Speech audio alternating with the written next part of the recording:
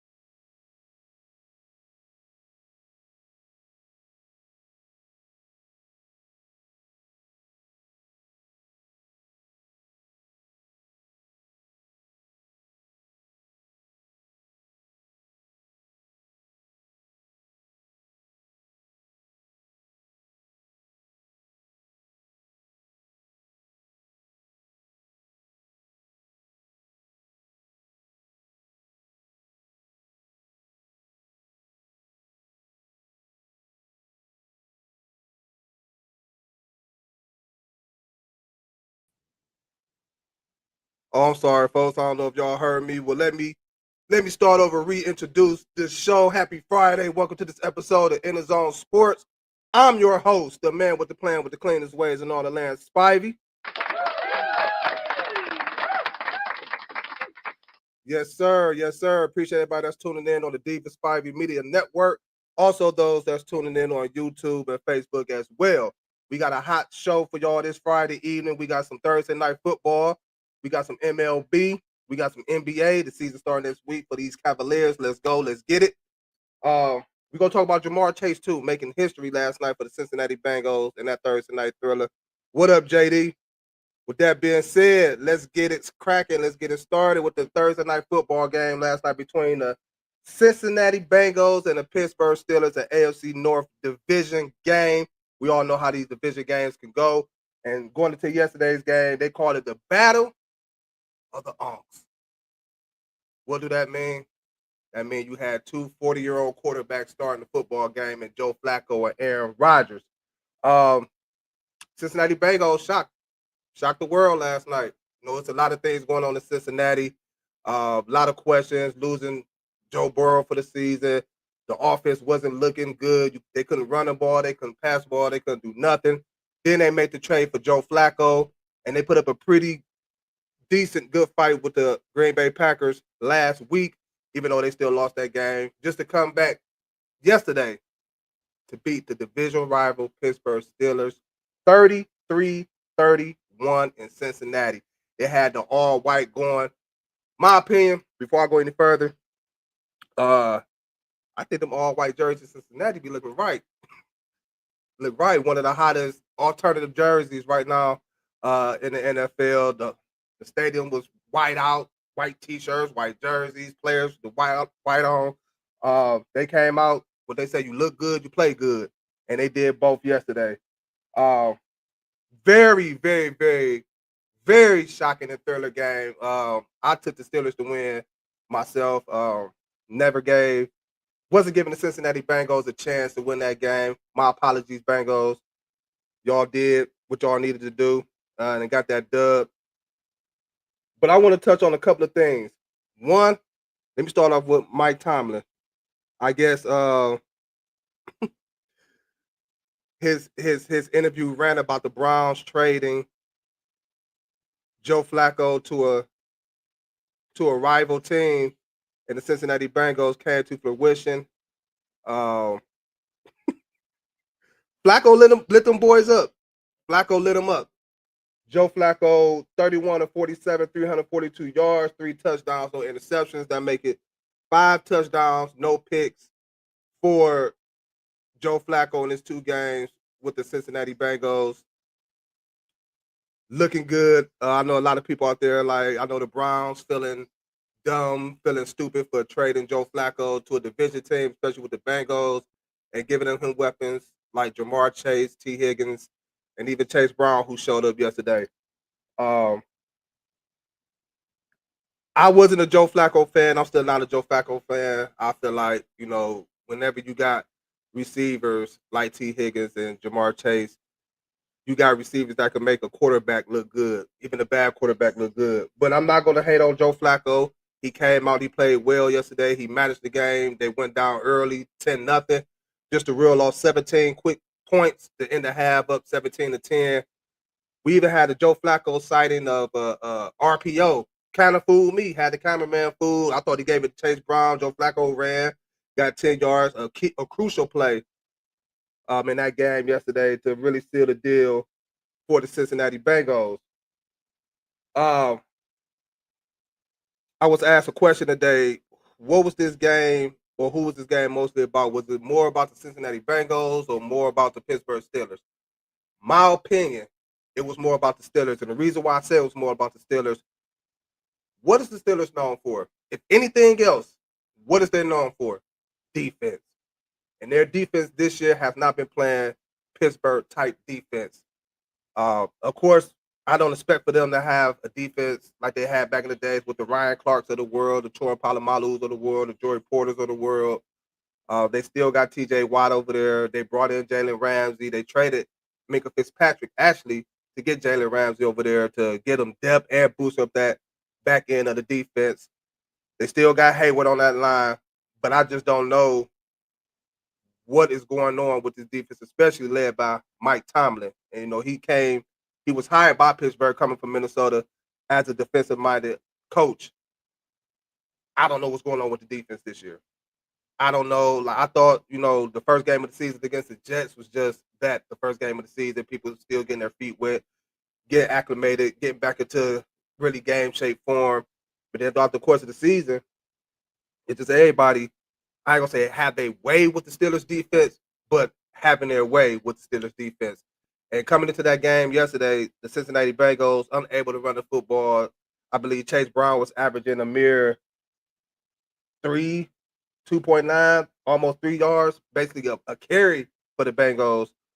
We all know without Joe Burrow and their teams can really come up with a game plan to stop the Cincinnati Bengals and that high-power offense, especially with them two weapons on the outside and T. Higgins and Jamar Chase.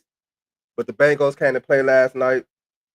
I can't hate on what they did. The run game looked at well. Again, a lot of people took the Steelers, but we know these divisional games can be very, very tricky.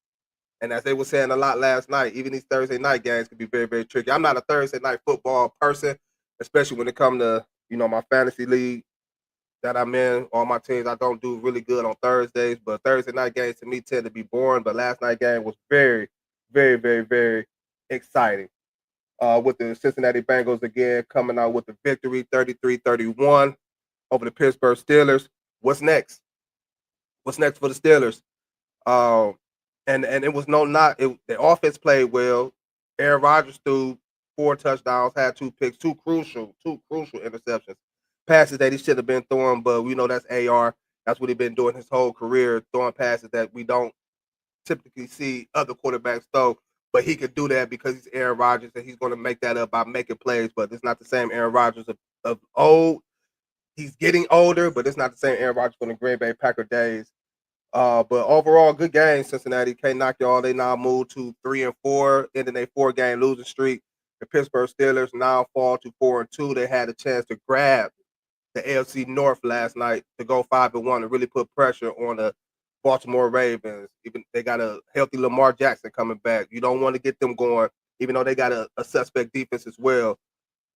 Don't even want to mention my Browns, but they're at the bottom of the totem pole of the division, only because we lost to the Baltimore Ravens and we both are sitting at 1-5 on the season. But good game, Cincinnati. Good game. Taking nothing from them.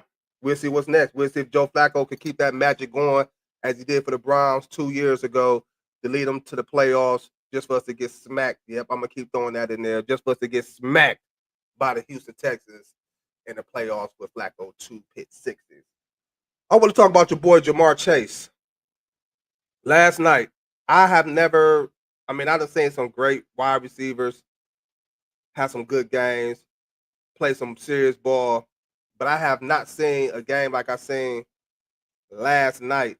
Jamar Chase, 23 targets. 23 targets. And the crazy thing about it, it wasn't like he was, you look at that and say 23 targets, man. Who else was Joe Flacco throwing the ball to? T. Higgins still had 10 targets with a touchdown. Noah Fant with a touchdown. Jamar Chase with a touchdown. So Joe Flacco was spreading the ball around, and I know it's kind of weird to hear me give Joe Flacco his props. There you go, Dar. If you're listening or watching, giving your boy Flacco some props and some respect. But Jamar Chase, after last night's game, I know we talk a lot about Justin Jefferson, Puka Nacua, Amon St. Brown, but Jamar Chase last night played like he was the best receiver in football. He could be the best receiver in football, arguably the best if you want to throw Justin Jefferson in there. What you laughing at, JD? But the guy's a beast. The guy's a beast, and he was. And anyone like he was out there doing what he was doing on a rookie quarterback or not too good cornerback. He did that against your boy Ramsey. Torched your boy Ramsey all night long. Although Ramsey, I'm on your side on one play. I do feel like the touchdown catch that Jamar Chase had, he did push off a little bit, but the referees looked at it. It was contact coming on both ends on Jamar Chase end and Jalen Ramsey end. But nevertheless, Jamar Chase got that touchdown. 16 catches. 16 for $161. One touchdown. Jamar Chase is one of those, and I have these conversations a lot with my boy Kels. Can a wide receiver make a quarterback look good? Or do a wide receiver need a quarterback to look good? And in this case, Jamar Chase is one of those receivers who can make any quarterback look good. Hell, even before he got benched, he had a big game with Jake Browning being in there as quarterback, starting for the Cincinnati Bengals when Joe Burrow went down. It wasn't every game, but we saw how defenses was playing the Bengals. But he did make Jake Browning look good. Even 2 years ago, when Browning took over for Burrow, Jamar Chase still did what he did. So you could argue, you could pick Justin Jefferson, you could pick Jamar Chase, you could pick Amon St. Brown, you could pick Puka Nacua, you could pick whomever it is you want to pick. But Jamar Chase showed last night why he is him and why he is that dude and arguably the best receiver in football. Let me get to some of these comments real quick before I move on to the next topic. Who is this? Brian says the defense is getting old. The defense for the Steelers, yeah, they are getting old. I mean, they got a couple of young cats back there, and Darius Slay, led by Darius Slay. But yeah, for the most part, I do believe the Steelers defense is getting old. But Mike Tomlin does what Mike Tomlin does best, which is he gonna revamp it. I'm not too worried about that at all. He gonna revamp it. Another one. They was looking for him and playing man to man on defense. They was definitely looking for Jamar Chase. And for the life of me, I can't understand why you would sit and keep playing man to man like that, not putting a double or putting a safety over top to help out whoever was on the side with Jamar Chase. Me, I'm not about to allow nobody to go out there. First of all, the 23 targets is crazy. The 23 targets is absolutely nuts. But to catch 16 of those for 161 yards, as a defensive coordinator, I gotta go to halftime and reevaluate some things. I gotta think about what adjustments do I need to make. Do I gotta switch some things up? Ramsey, do I gotta take you off of him? Do I gotta bring double team to the? But if I do that, then I gotta worry about the other big guy over there in T. Higgins. So you got to pick your poison when it comes to the Bengals. When they got a good quarterback, you definitely got to pick your poison. Dar, LOL, definitely in the conversation of being arguably the best in the league. He put it on display last night, made Flacco like Brady. Come on, man. Come on, man. Don't get Dar. Come on, JD. Don't get Dar no more ammunition. He already done put out a text in a group talk about Flacco and what he did last night and the stats he put up. Don't get that man no more ammunition. But I definitely agree with you with that. Jamar Chase, he's definitely him. You definitely got to put him up there as one of the best, if not the best, receivers in football right now. Wide receiver, can you have to be special like Chase, Adams, or Jets? I'm not understanding the question, Kels. Wide receiver, can you have to be special like Jamar Chase? I guess you're saying as a wide receiver to make the quarterback look good, you got to be special like Jamar Chase, Devontae Adams, or Jets. Of course, you got to be special. No knock to any receiver that's in the league. They're in the league for a reason. They got to have some type of game in them to be in the league. I know sometimes as fans, we watch the game and call this person a bum, call that player a bum. He can't do this. He can't do that. I'm one of them. I done ate my crow on one of them, and Baker Mayfield. Well, yeah, and no. Because I don't want to get on the whole Baker thing right now, but when he was here, the Baker that we get in Tampa Bay wasn't the Baker we got in Cleveland. The Baker we got in Cleveland was just something everywhere. So that's the reason why I was saying what I was saying about Baker Mayfield. But I also came back and said, if we had this version of Baker Mayfield, I believe the Browns would be at a much better position at the quarterback position for this franchise. Jamar Chase, he dropped 2 passes also. He did. He dropped 2 passes. But still, I'll take the 16 catches over the 2 drops all day, and he got the dub. So, it's going to happen. The best of them always dropping passes. I've seen Jerry Rice drop a pass before. I've seen Randy Moss drop a pass before. So, it's going to happen. Nobody is perfect. Nobody's perfect. So, another receiver I want to talk about that was involved in that game last night, Mr. No-show for the last 3 quarters, the second, third, and fourth quarter, which is DK Metcalf. He started the first quarter off 2 catches for 45 yards in the first, ended the game with 3 catches for 50 yards. Now, my thing is this. I'm pretty sure, because I was looking at it this way. So if I'm looking at it this way as a spectator watching the game, I'm pretty sure DK Metcalf was thinking the same thing in his head. You see people like AJ Brown has spats on the sideline. We done seen Malik Neighbors have it on the sideline. I believe, but they're doing it because it's the competitive nature in them. They're doing it because they want to win the game. They're doing it because they know they are the best receiver, if not the best player on the field at that time, in their mind, whether it's true or whether it's not. That's why they do it. I feel like last night was a case of where I needed to see that from DK. You looking on the other sideline and you seeing what Jamar Chase is doing. You see what T. Higgins is doing. And they got a quarterback in Joe Flacco. Y'all got Aaron Rodgers. He still can sling the ball. He may not be the Aaron Rodgers that he was in Green Bay. Of course, everybody get old. Everybody lose a step. But you still got him.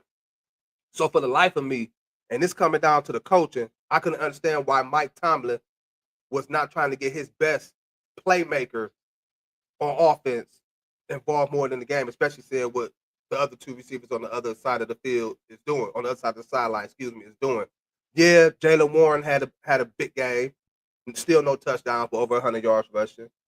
So I don't know if they decided, we're going into this game and we're going to attack the Bengals by running football. But even then, they stopped doing that to a certain degree. But you can't have a guy. You can't trade for a guy with talent like DK Metcalf and not get him the football. Game on the line. He had 1 catch in that fourth quarter. That gave him the 3rd catch for his 50 yards. 1 catch.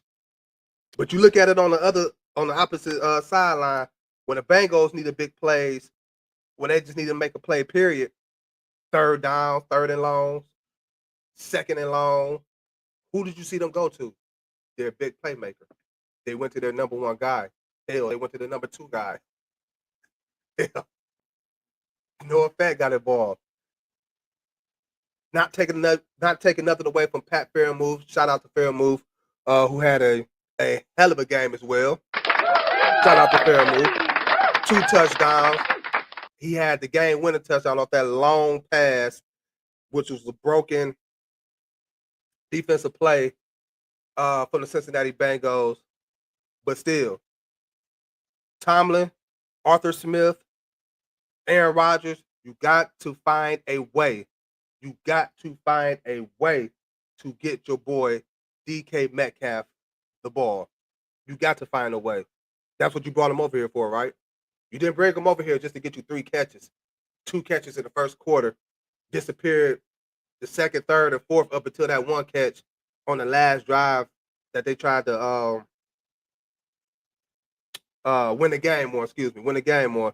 You got to give him the ball more than that. You got to.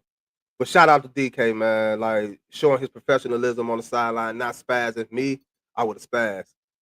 Let's get to some more comments, some more questions. Every quarterback leaves Cleveland do better. Let me see. What quarterback left Cleveland? Yeah, Bernie left, got a Super Bowl. Flacco. I'm just going to stick with the Flacco. He did okay. Again, I want to see Flacco continue this throughout the whole season. I think defenses are going to start scheming around to disrupt Flacco like he was getting disrupted in Cleveland. Which, by the way, speaking of the Steelers defense, I didn't see them blitz Flacco that much last night. When they did, they got to him and they sacked him. But nevertheless, DK, get the boy the ball, Steelers. That's the reason why y'all lost last night. Besides that defense, you didn't get your playmaker involved. Arthur Smith don't know how to get more out of DK Metcalf. I'm not gonna say he don't know how to get more because I haven't seen him really try it.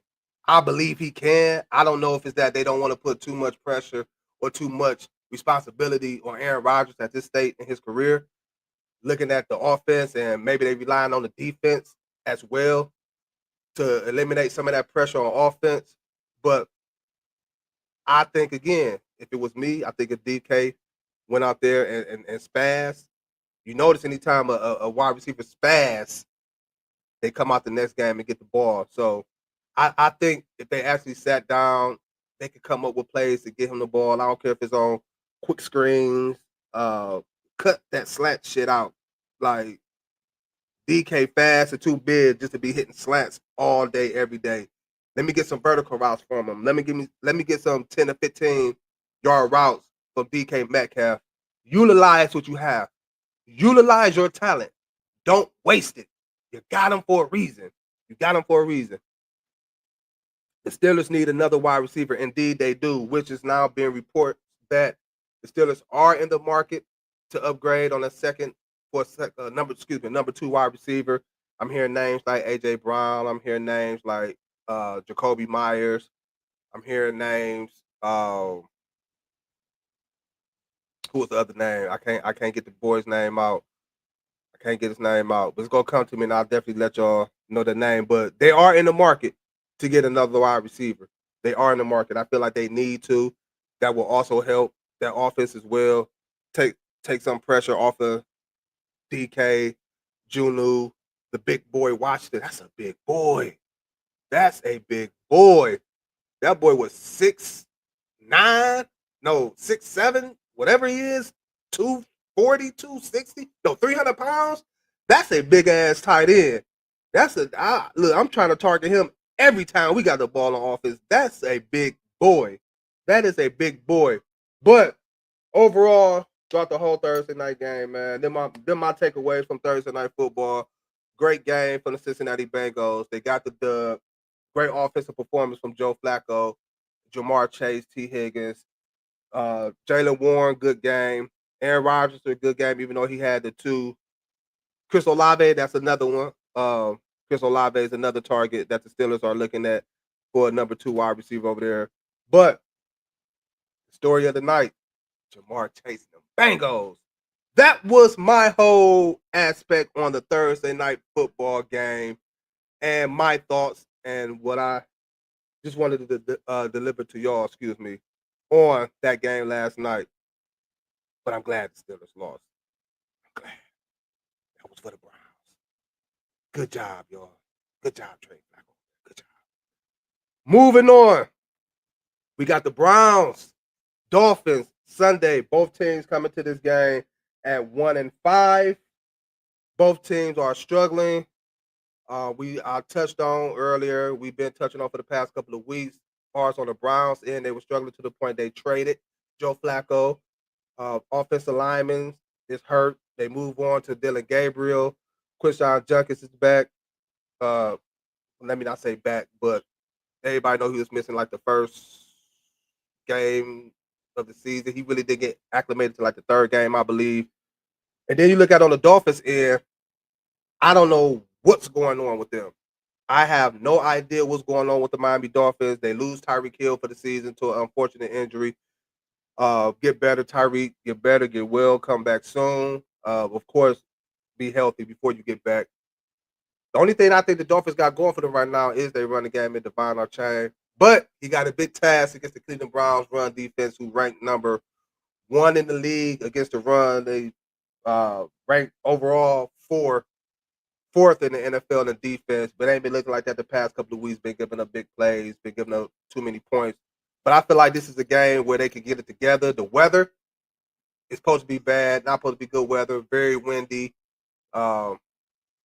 Maybe a little bit of rain coming down, which means we should see a lot of Quinshon Judkins, which I'm hoping we see more of him. We saw last week he really got snuffed by the Pittsburgh Steelers. How we get snuffed by the Steelers? We let Jamar Chase come out. I mean, not Jamar Chase, but Chase Brown come out and do what he did last night. But that was in the past. We got a whole nother game. Hopefully he could bounce back from what he did last week. Had a dismal game last week, but going up against a poor run defense and the Miami Dolphins, who give up the most yards in the NFL to running backs.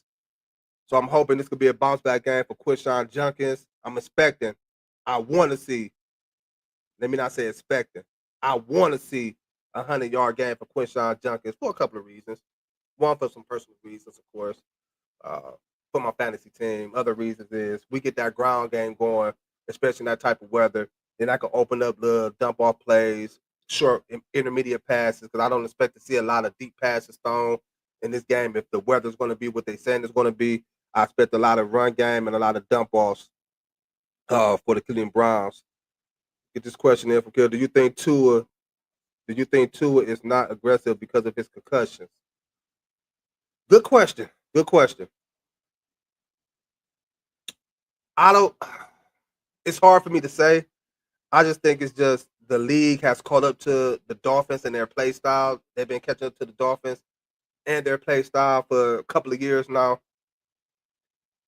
He's still running the football. He's still scrambling, using his legs, making plays, coming out the backfield if he don't have anybody open. He's sliding more. So he's still being aggressive as far as that. But I don't think, the concussions have anything to do with the play of how he and also that offense is looking. Mike McDaniels, you got to switch some things up. And that's what killed me about coaches in sports, whether it's football, whether it's baseball, basketball, mostly basketball and football. A lot of these coaches are too stubborn, too stuck in their own ways to adjust, to make adjustments. And Mike McDaniel is going to continue to keep being Mike McDaniel, running the offense the way he's running it. And the Dolphins are going to continue to look the way that they are looking. And again, you lose Tyreek Hill. Now you got Jaden Waddle, and he's prone to injury. But knock on wood, I don't hope for no injuries on no players. I want him to be healthy out there balling. The man got a family to feed. He needed paper. He need to be out there playing to get his bread. But I think Sunday's game is going to be a low-scoring game. I'm taking the Browns, of course, to win this game against the Dolphins for a couple of reasons. But I really want to see my man Blaze after we beat him. I talked to him yesterday, and he was like, if the Browns win, he's leaving the Dolphins alone. He's giving up on football. Don't do that, man. You make it sound as if, we the worst franchise or worst things going on in the NFL. There's a whole bunch of teams that's looking horrible right now. If the Dolphins lose, do they fire Mike McDaniels? I do believe he's on a hot seat this season. I do believe this could be the last season for Mike McDaniels in Miami. And if that's the case, then if they lose to the Browns, I will give them one more game after that, depending on how they lose to the Browns. Then it might be that time to go. Sometimes organizations, you need a new voice. You need a new leader in there to lead the troops. Obviously, the troops not following the old leader, whether it's for whatever reasons. Either he lost the locker room or teams are schematically catching on to him. So I feel like Mike McDaniels is definitely on the hot seat. And if he don't get a couple of wins for the remainder of the season, then definitely at the end of the season he will be gone. So yeah, to answer your question, yeah, I don't approve of people losing their jobs, but if you're not getting the job done, then sometimes it's best, as Michael Jackson say, to make a change. With that being said, again, Browns, Dolphins, Sunday, down at the stadium. Where all my dogs at, dog pound. Let's go. Let's get amped. Let's get ready. One thing I would say about the Browns is no matter if we winning or losing, the fans is definitely going to show up and show out. Led by the number one fan of Cleveland, my cousin Dar. Led by Dar, the number one fan of Cleveland. But I got the Browns winning that game. I see it's a low scoring game. I can see the Browns winning. The weather's going to be like how they say it's going to be. I can see the Browns with a 20-17 win, a 3-point win. I don't care if it's a 1-point win. As long as we get the dub, we get the dub. I'm hoping they stop Devon Archain again for a couple of reasons. I'm going to get some this week. Don't need for him to explode. I think the Browns could definitely slow him down, take him out the game because I don't have no faith in their passing attack against the Browns defense. And our cornerbacks out there. I hope Campbell coming over from Jacksonville in that trade, I hope he get it together. I hope he come out and have a better second game with the Browns. And we handle business to get that dub. We handle business. Let's go Browns. Let's go Browns. With that being said, we going to keep it in the NFL for this week. Week 7 pick'em games. Of course, I already laid out I had the Steelers winning the Thursday night game, which they let me down, and they lost. Do you think Stefanski is on the hot seat?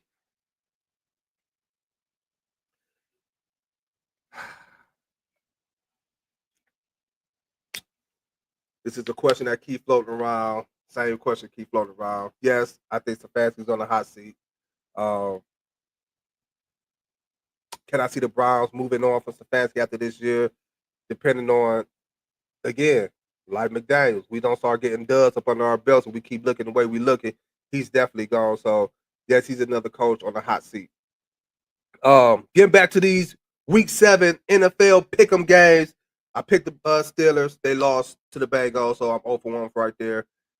Dolphins, Browns, I just told y'all I'm taking the Browns 20-17. I just gave y'all the reasons why I be taking the Browns 20-17. We got the Rams and the Jaguars. A lot of people are shocked at how the Jaguars is playing. Both teams coming to this game 4-2. The Rams, one of the best defenses in the league. The Jaguars are looking like a team that's, coming along, led by Leon Cohen. I don't know if I pronounced his last name right. Former offensive coordinator for the Tampa Bay Buccaneers come over there. Got Jacksonville playing well. Got Trevor Lawrence looking nice. But we need to see Brian Thomas Jr. side. He had a good game last week. They got to get him going. They got to figure out what they're going to do with Travis Hunter. First and foremost, they're starting to get him more plays on offense. It's been reported out of Jacksonville. He's going to see a lot more plays on the defensive side of the football too. So you can see Travis Hunter out there more for the Jacksonville Jaguars. But for this particular game, it's in Jacksonville. No Puka Nacua, but they still got Devontae Adams and Matthew Stafford and Kyron Williams. I expect the big game from Winnington. I expect for him to step up. I'm going to take the Rams. I'm going to take the Rams that game, and I'm going to take the Rams 28-17. I got the Rams 28-17 over the Jacksonville Jaguars. We got the Raiders and the Chiefs, the return of Rashid Rice, who was suspended for the first 6 games of the season. He's now back for his first game.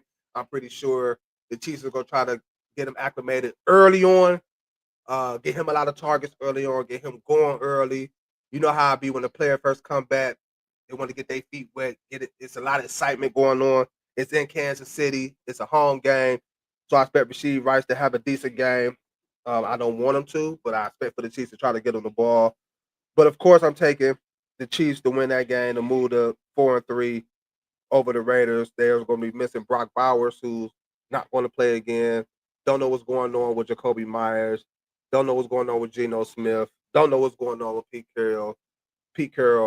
Ashon Genty is trying to play the best he can, but he's having off games, on and off games. So in Kansas City, they want it. They want it. They're tired of hearing the talk about, are they still good enough? They're tired of hearing the talks about, is this still their division to win? They're going to come out aggressive. They're going to come out mad, as they've been playing the past 3 weeks. And I expect the Chiefs to get that win. I expect the Chiefs to blow them out. I'm going to take Kansas City 34-10 over the Raiders. We got another revenge game. The New England Patriots taking on the Tennessee Titans.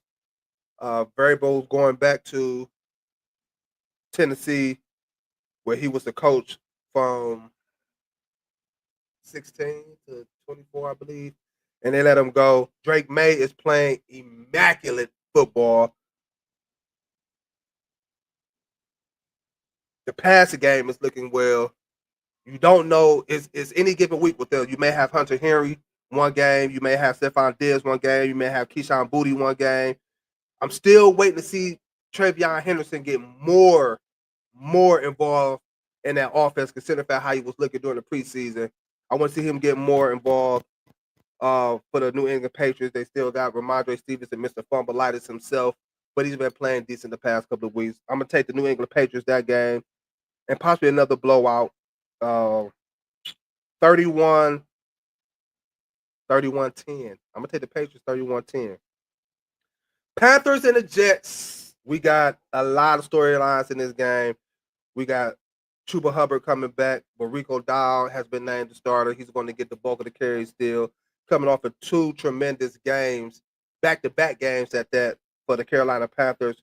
We got the Jets, who's going to be missing Garrett Wilson, who's going through a knee injury. So I expect Mason Taylor, the tight end, to see a lot of targets from Justin Fields. Justin Fields, what's up, man? You got to get it together, bro. Not just with your legs, with your arms too. Y'all sitting at 0-6 looking for their first win. The Panthers at 3-3. Had some quality wins this year. One against the Atlanta Falcons.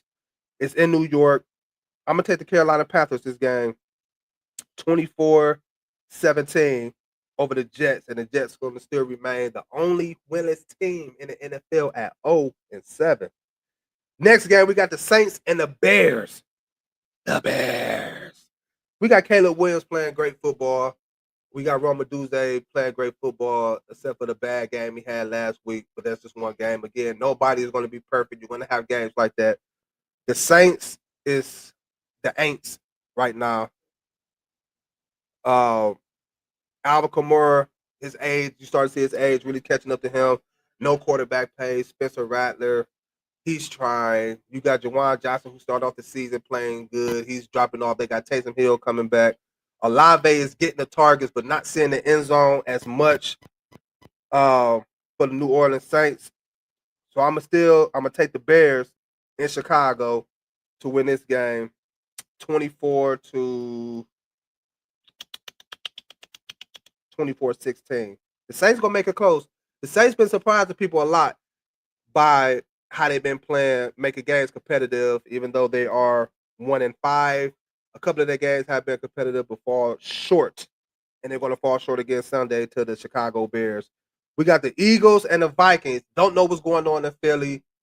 Don't know what Philly offense we're going to get. Don't know if we're going to get a game of Jalen Hurts passing and looking nice. Don't know if we're going to get a game of Saquon Barkley. We're still waiting on him to give us one of those Saquon games that we saw last year. The running game is looking bad. The passing game is looking bad. But yet they are finding ways to win. They come into this game at 4-2 on a 2-game losing streak. Looking to snap that, going against a Vikings team with a good defense led by Brian Flores at 3-2. This is a tough one. They got Addison back. That could help take a lot of pressure off, or a lot of attention off Jamar Chase. Lord have mercy. Justin Jefferson. I'm gonna take the Eagles to bounce back and end that 2-game losing streak to go to 5-2 to beat the Minnesota Vikings in Minnesota 28-20. I'm gonna say it's a 28-20 game, a close game, but I'm gonna give it to the Eagles. We got the Colts and the Chargers, another surprising team, and the Colts. Nobody thought at this point in time they'd be 5-1, led by Daniel Jones, the same Daniel Jones who a lot of people had a lot of concerns about in New York with the Giants. He couldn't win there, not getting to the playoffs. The Giants looking horrible. That's why Saquon lost. He come on to Indianapolis with another good running back, Jonathan Taylor, a different situation. Steichen, a great offensive-minded coach, and he got the Colts at 5-1 going against the Chargers, another team in the AFC that we was expected to be contenders for a Super Bowl. They're looking kind of shaky. Offensive line been hit by a lot of injuries. They lose Amari Hampton for the next 4 weeks, but reports are saying it could be longer than that. They're getting back Quinton. Why am I thinking about the Browns? Quentin Johnson. They're getting him back. He didn't play last week. But this is a tough one. I'm gonna take the Colts to move to 6-1 in a close game. 28-25. Colts to move to 6-1 and put the Chargers at 4-3. We got the Giants and the Broncos. Please, what I'm hoping from this game, Denver, give me a better game than y'all gave me from that game last week in London. That boring game in London last week. Y'all won 13-11. But let me get a better game than that. Y'all going against a defense that like to play a lot of man-to-man. I feel Bo Nix could take advantage of. Will Cortland Sutton being a big receiver against them defenders in New York. Although I like Jackson Dart, this is another game from him that I want to see going against a competitive team, a good defensive team. Bring that swagger with you. Bring them legs with you. Bring that arm with you. Gonna need all of that. Cam Scatterboo. Want to see what you do this game. But with that being said, I'm gonna take the Denver Broncos to move to 5-2 to defeat the New York Giants. I expect a big bounce back game from the Broncos offense. I see them putting up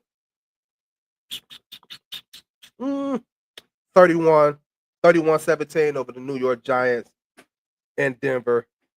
We got the Packers and the Cardinals. Don't know the status on Kyler Murray. Don't know if he's going to play or not. He didn't play last week. But even if he do play, I like the way the Packers are playing. They came off a victory last week against the Cincinnati Bengals, a very close one. Many thought it was going to be a blowout, myself included, but it wasn't. But I'm going to take the Green Bay Packers going into Arizona to get that win and move to 4-1-1 and send the Cardinals to a 2-5 record. 24-13 Packers. A game that I expect to be a high-scoring game. You got the Washington Commanders against the Dallas Cowboys. No Terry McLaurin for the 4th straight game. That injury looking more seriously than what they expected at the beginning when he first got injured. We got the Cowboys who's getting CeeDee Lamb back.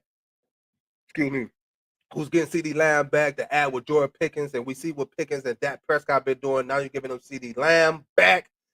Neither team defense is great. Washington's maybe a little slight better than Dallas, but neither team is really blowing the waters out defensive-wise. But I'm going to take, with the weapons the Dallas Cowboys got, I'm going to take the Cowboys to win this game and move to 3-1, and we'll drop the Commanders to 3-4. They got to get healthy. They got to get healthy. Debo is going to that game with a sore heel. Don't know how much he wasn't really effective last week, so we're going to see how he bounced back this week. But I got the Dallas Cowboys. The 49ers and the Falcons. The 49ers, unfortunately, is another team who's facing a lot of injuries, especially on the defensive side of the football. Again, no Brock Purdy this week. No Juan Jennings might play. No Ricky Pearsall this week. Isn't it kind of funny how players that get paid somehow end up injured the year they get paid? Brock Purdy just got that big deal. He's only played, 2 games so far this year, nursing a toe and shoulder injury. The 49ers look depleted, but anytime you got a Christian McCaffrey on your team, you have a chance to win.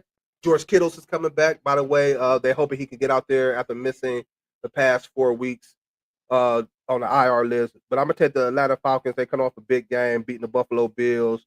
Actually really took it to the Bills.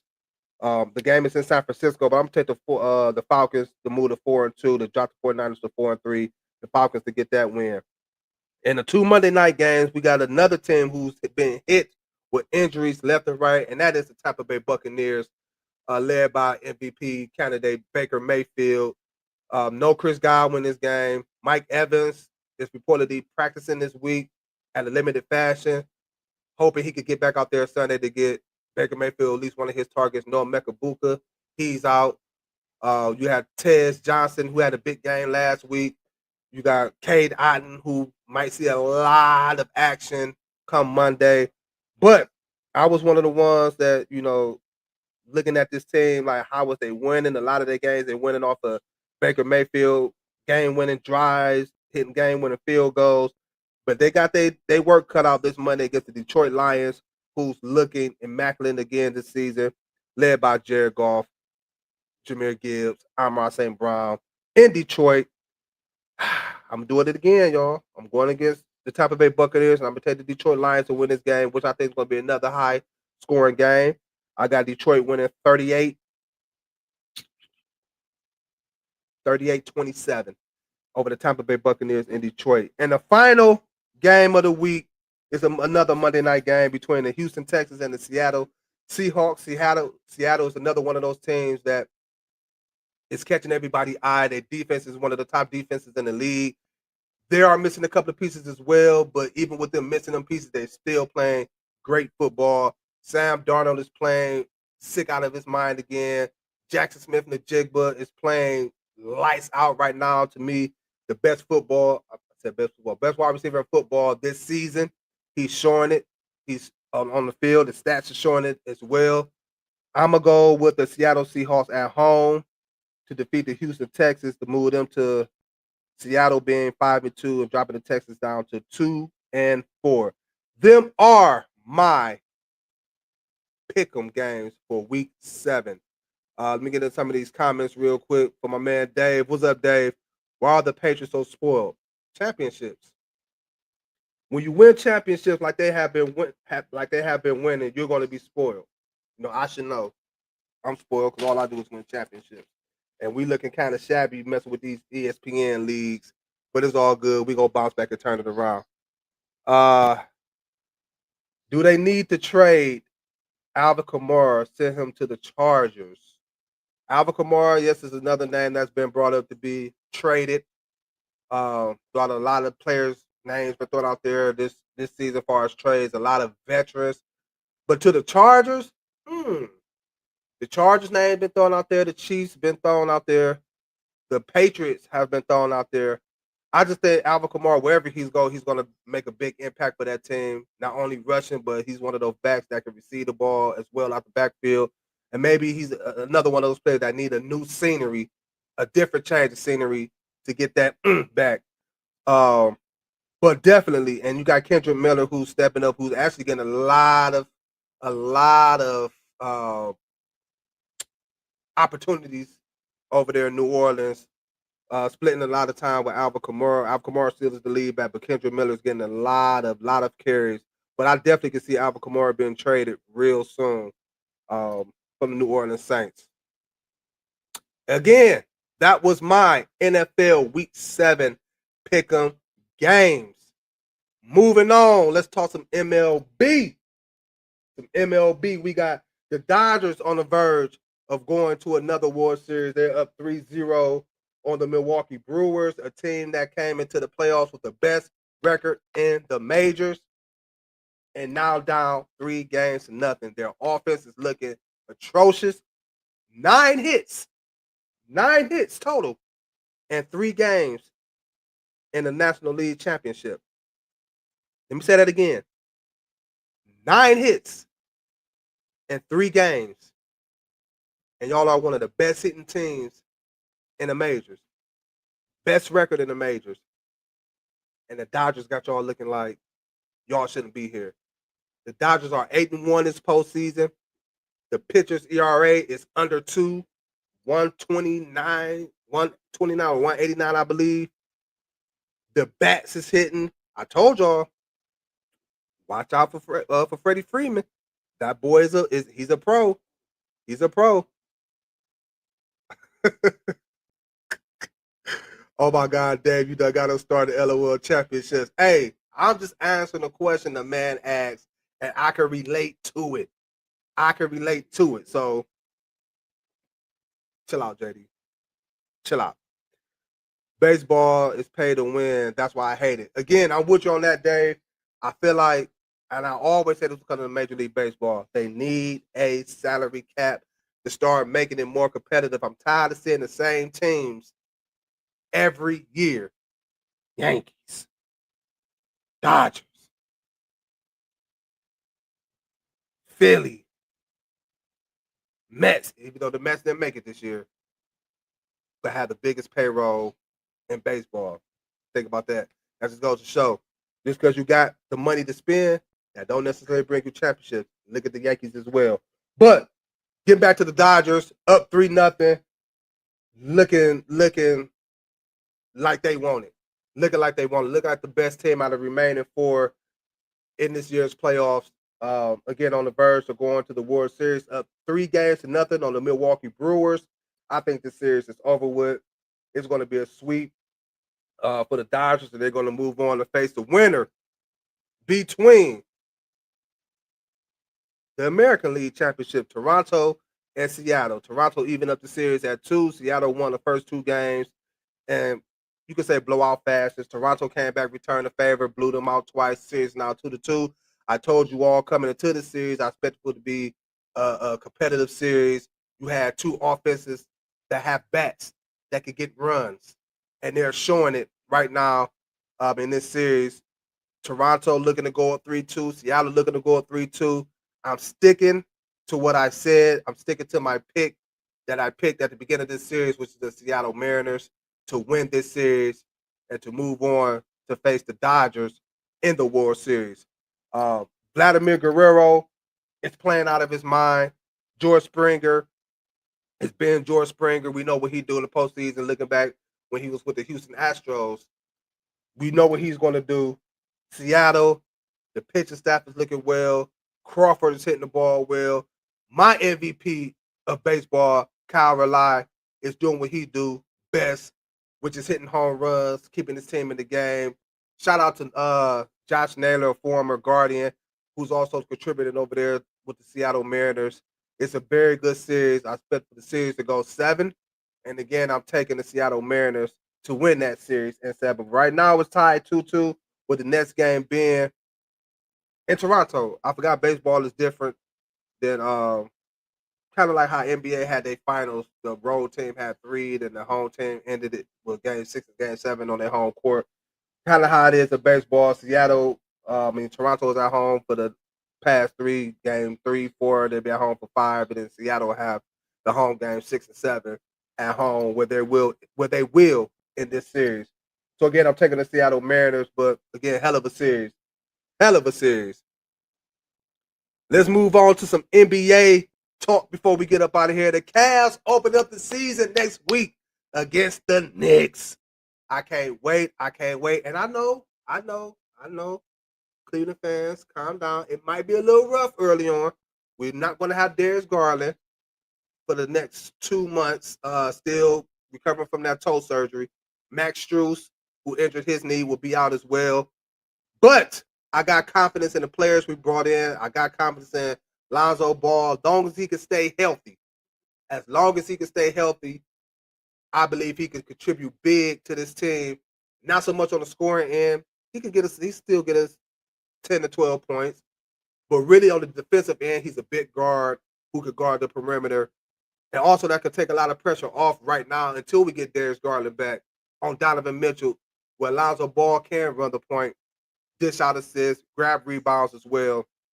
I'm looking for Evan Mobley to take another step as you did last year to be even better than you was last year this season. Jared Allen, I need you. Jared Allen. I need you to be that presence in the middle, not just in the regular season, but also in the playoffs, something that we've been missing the past couple of years. I think another year under Kenny Atkinson's system, the Cavs offense is going to be just as good, if not better, as they was last year. They was ranked top 2 last year between them and OKC. For offensive efficiency, I believe it's going to be the same this year. Health, as always, is going to be a big key for the Cavaliers this year. I hope we can stay healthy as possible, as much as we can. Again, Darius Garland to be back, Max Strus to be back. DeAndre Hunter, I'm looking for you to play tremendous. I'm looking for you to play big in those players' absence. We got you in the offseason last year before the trade deadline. Now you got a full offseason with us this year. A full camp with us, full preseason games. I'm expecting for you to show up and show out in replace of Darius Garland and Max Strus. I like the addition of not just Larry Nance Jr., but also Thomas Bryant. Both of them, especially Larry Nance, he's more defensive. He's better more on the defensive side of the basketball than Thomas Bryant, but both can stretch the floor from that 5 position, which should open up more opportunities for Donovan Mitchell, for Darius Garland when he come back, and for Evan Mobley. Evan Mobley, you was a big key for us this year. But they open up against the Knicks. I expect the Cavs to win that game against New York Knicks and start the season off strong, start the season off with a 1-0 record. But again, Cavaliers fans, stay patient. We got some injuries we got to overcome, but I believe we got a squad we could do it with. The Knicks right now might be the only team in the East. You look at the injuries that's going on in the Eastern Conference that can compete with the Cavaliers this year, that we could possibly see in the playoffs again 2 out of the 3 years this year. So Cavaliers, let's go. Let's get our mind right. Let's get our mind focused. Let's get into mid-season form early. Let's start making a statement early. Speaking of the New York Knicks, it's been reported in the offseason that Giannis Antetokounmpo, one of his destinations was to go over there to New York to play with Brunson and Mikal Bridges. I believe they was going to lose a guy like Karl Anthony Towns, maybe a Josh Hart, if that would have happened, and they could have made that trade happen. But if you look at it, Giannis in New York, woo. Him and Brunson together, that pick and roll would have been something nasty. That would have took, again, kept Giannis healthy. He wouldn't have to do too much because you got a guy in big body Brunson over there, Mr. Fourth Quarter, Mr. Clutch, winning the Clutch Award last year. But if Giannis would have ended up in New York, yeah, Cleveland, we would have had to do something. Because they would have shown right there they not playing. Even though they would have lost a Karl Anthony Towns type, again, maybe a Josh Hart, couple of draft picks, maybe Miles McBride, a point guard.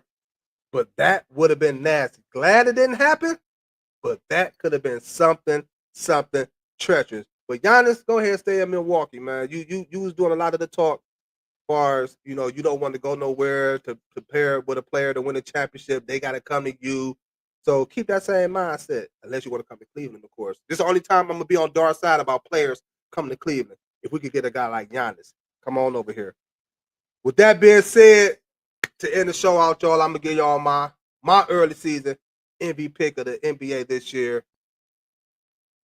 Shea won it last year. I'm going to go with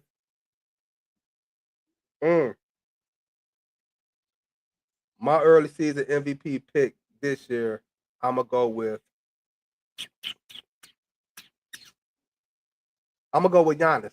I'm going to take Giannis to win the MVP this year. I think Giannis is on a mission.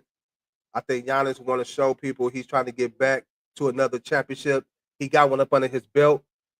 He just don't want to go down for his career with just one championship. He already stated he's not satisfied with that. He's a very durable player. He's always out there for Milwaukee. And the team that he got around him, they did acquire Miles Turner. I don't think that's going to be a player that's going to get him over the hump to get to the championship, to win it. But I think Giannis is going to put up numbers this year.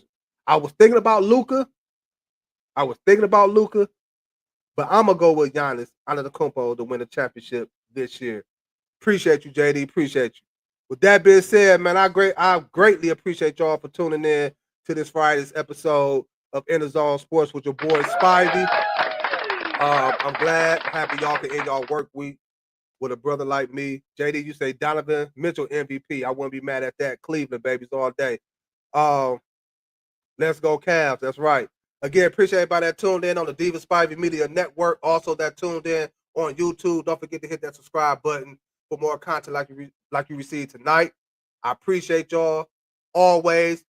I'm going to catch y'all on Monday, same time, same place, 7 p.m. on the Diva Spivey Media Network. Also on YouTube for another hot show. Let's go! Appreciate y'all. Have a good weekend. Ballin' like the Cavs, we gotta let them know. They got it with a shield for bees. They got it with a shield for bees. Ballin' like the Cavs, we gotta let them know. You are now locked in with Antoine Spivey. This is In the Zone.